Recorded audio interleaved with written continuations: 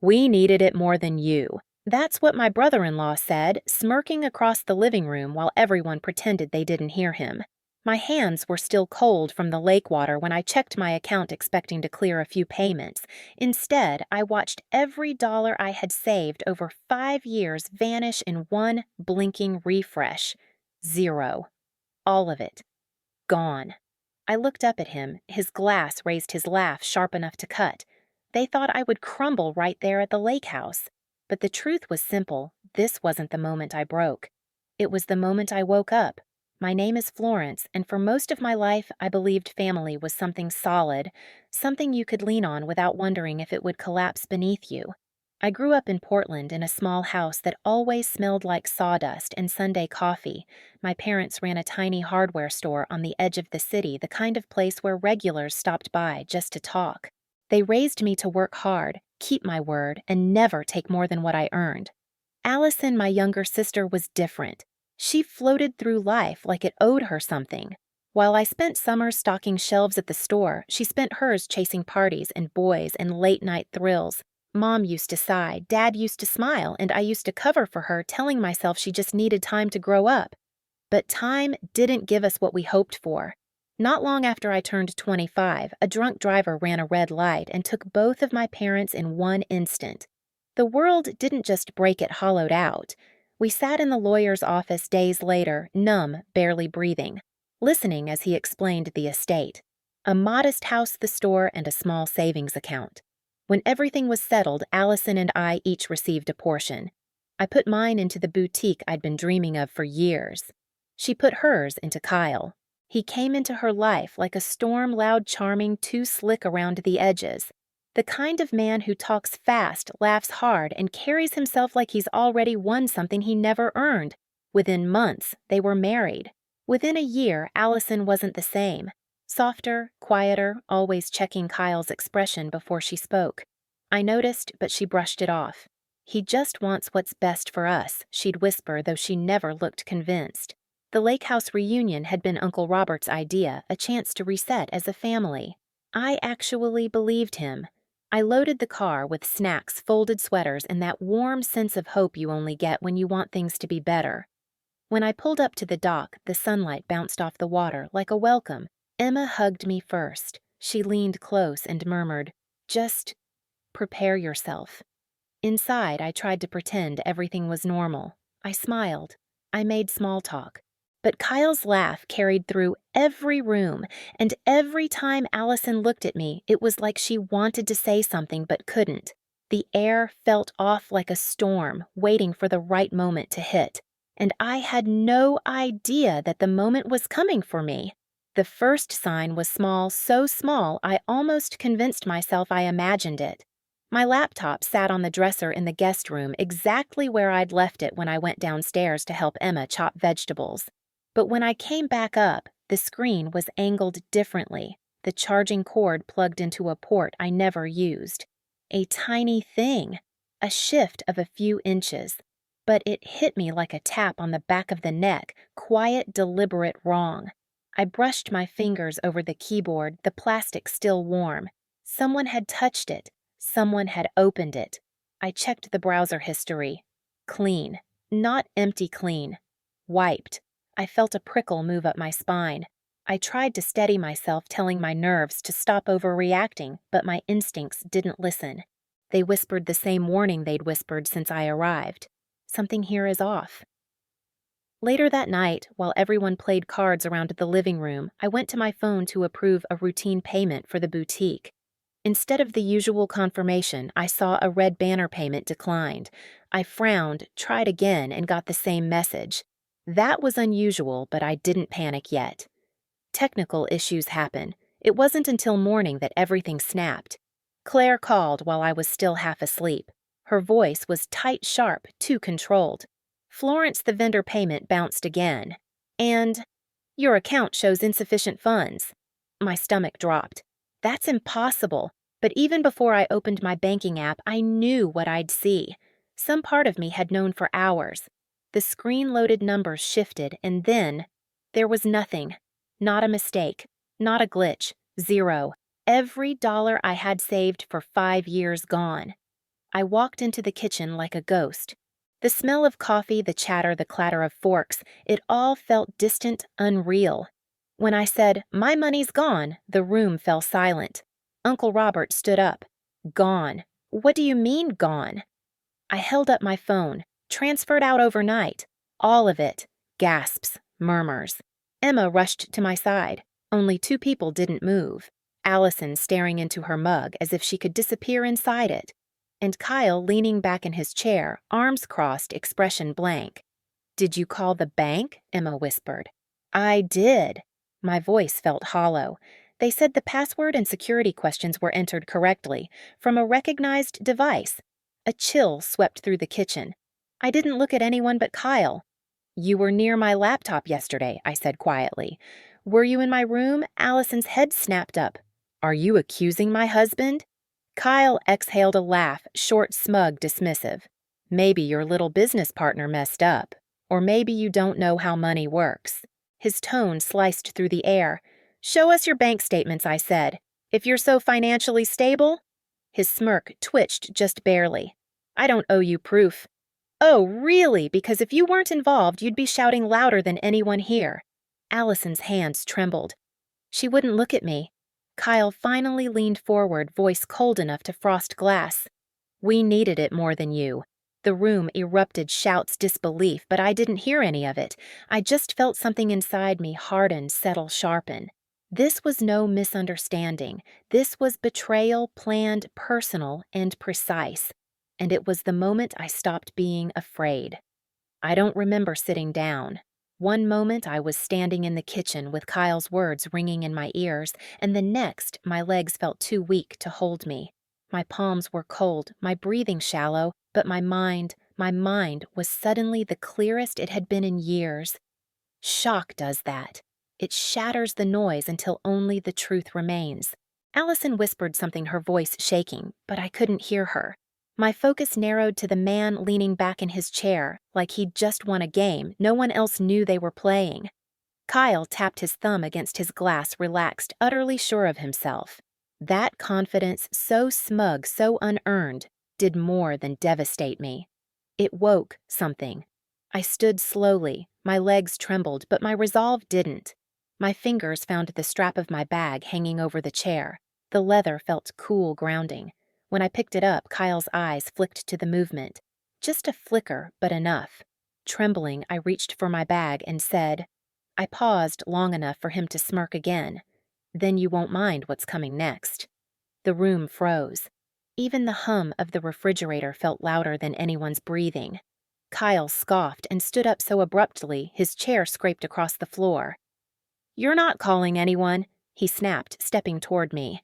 Before he got close, Uncle Robert moved in front of him, shoulders squared. "Back off," he said. Calm, firm, the kind of voice that had settled decades of family arguments. Kyle laughed in his face. "Oh, please. She's being dramatic. The money's gone. Done. Buried. She'll never see it again."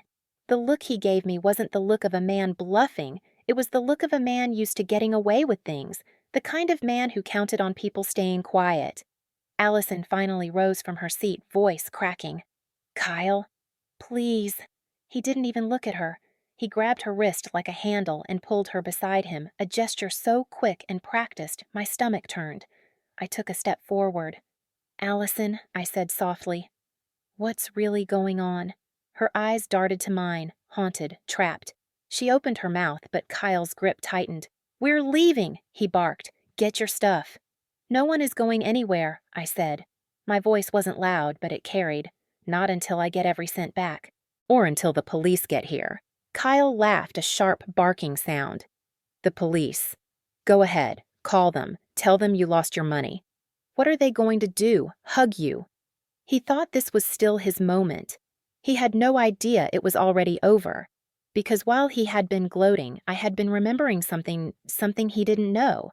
6 months earlier, after a hacking attempt on my boutique's network, I'd installed a quiet little security tool on my laptop. A tool that photographed anyone trying to access my files, logged keystrokes, stored device IDs, kept everything time-stamped, and if someone had used my laptop in the middle of the night, the evidence was already safe, already recorded. I pulled my phone from my bag. Kyle lunged, but Uncle Robert blocked him again. "You won't mind what's coming next," I repeated softly. Then I made the call. The call barely rang once before the dispatcher picked up. I gave my name the address of the lakehouse and the words "ongoing financial fraud" with a steadiness I didn't know I still had. Kyle barked out a laugh, waving his arms like I had just performed a comedy routine. "You're unbelievable," he said. "Calling the police because you lost your little savings. Go ahead, do it. Maybe they'll send someone next week." But even as he mocked me, something shifted in the air. A current, a tension, a warning. Maybe he felt it too because his smirk faltered not enough for anyone else to notice, but enough for me. I ended the call and slipped the phone back into my bag. "We'll wait," I said simply. Kyle swung toward Allison. "Pack your things. Now." She didn't move. Her fingers curled into the fabric of her sweater knuckles, whitening. "Allison," I said gently, "just tell the truth." Her gaze flicked between us, between my steady calm and Kyle's frantic irritation. She opened her mouth, but he grabbed her arm again. "Don't say a word." Emma stepped forward. "Let her talk." Kyle shot her a look that could curdle milk. "Stay out of this." But for the first time since I'd arrived at the lake house, it wasn't me who reacted. It was Allison. She wrenched her arm out of his grip, voice breaking.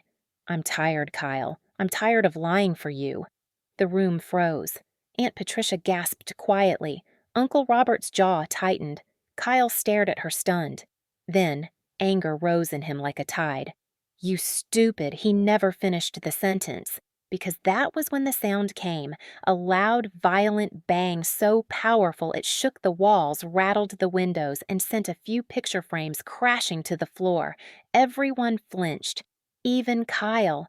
Emma whispered, "What was that?" But I knew. Deep down, I knew. Seconds later, the front door flew open with a force that whipped cold morning air through the hallway. Heavy steps pounded across the wooden floor. Voices followed. Portland police. Nobody moved. Kyle's bravado evaporated. His face drained of color as 3 uniformed officers entered the living room, followed by a woman in plain clothes, Detective Harmon. She held a folder in her hand. "Florence," I stepped forward. "That's me." She nodded, once eyes sharp and efficient. "Your bank's cybersecurity team flagged suspicious transfers tied to your accounts. We received the alert and traced multiple login attempts from this location." Kyle found his voice stuttering. This is a misunderstanding." Someone hacked us." Detective Harmon raised an eyebrow. "Interesting. Because the login attempts came from a recognized device." Uncle Robert's eyes drifted toward my guest room. Mine stayed locked on Kyle. He swallowed hard. "Lots of people could have borrowed her laptop." "Good," I said quietly. "Then you won't mind what's in here." I handed Detective Harmon my phone. She opened the folder I'd prepared, scrolling through photos and timestamps.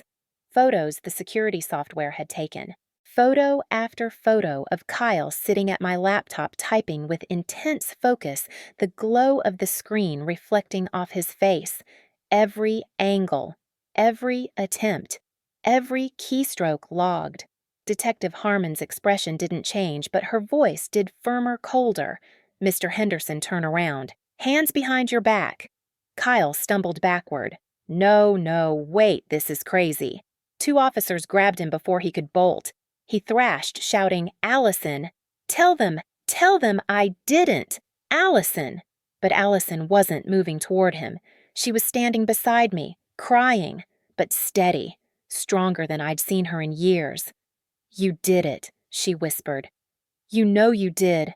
Kyle stared at her like she'd stabbed him. "You worthless Detective Harmon, cut him off. Enough." They cuffed him. His wedding band clinked against the metal as his hands shook. "You think you're free without me?" he spat at Allison. "You're nothing without me." Allison stepped closer, not to comfort him, but to deliver the quietest, sharpest blow. "I was nothing with you." His face twisted. His bravado crumbled. And for the first time since I'd met him, Kyle looked afraid. As they dragged him toward the door, he shouted my name like it was an accusation. "Florence. This isn't over." But it already was. When the officers pulled him outside, The house fell silent. Completely silent. Aunt Patricia wiped her tears. Uncle Robert let out a shaky breath. Emma touched my shoulder. Then Allison collapsed into my arms. Not weak, released, like a weight she'd carried for years had finally slipped off her back. "I'm sorry," she cried. "I should have told you. I should have left him. I just didn't know how." I held her tighter. "It's over now," I said. "You're safe." Detective Harmon returned. "With all this evidence, you'll likely recover most of the funds, and he won't be able to use threats or coercion against anyone for a long time." I nodded, but my eyes drifted toward the window, the place Kyle had stood the night before, laughing like he owned the world. Today, the world answered him back, and it didn't laugh.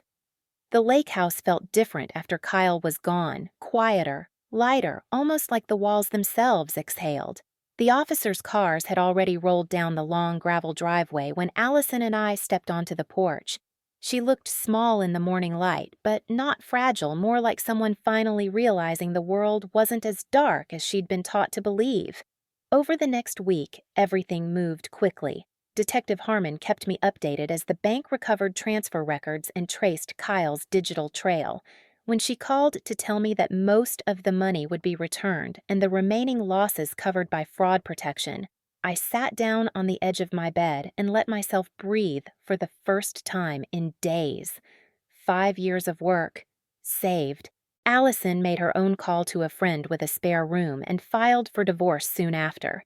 She moved in with me, temporarily filling my apartment with soft apologies and the scent of her late-night baking. There were moments when guilt washed over her in waves, but I reminded her that surviving someone like Kyle wasn't weakness, it was endurance. And now she was choosing something better. A few weekends later, the family gathered again at the lake house this time, not for a reunion, but a reset. We repainted the porch railings, fixed the windows Kyle had slammed during an argument months earlier, and opened every curtain to let the light back in. The house didn't feel haunted anymore. It felt reclaimed. And as I stood on the dock watching the water ripple under the sun, I realized something simple and true: justice doesn't erase the pain, but it does clear enough space for healing to grow. A month later, I stood inside my second boutique sunlight spilling across the new displays like a promise I'd fought hard to keep.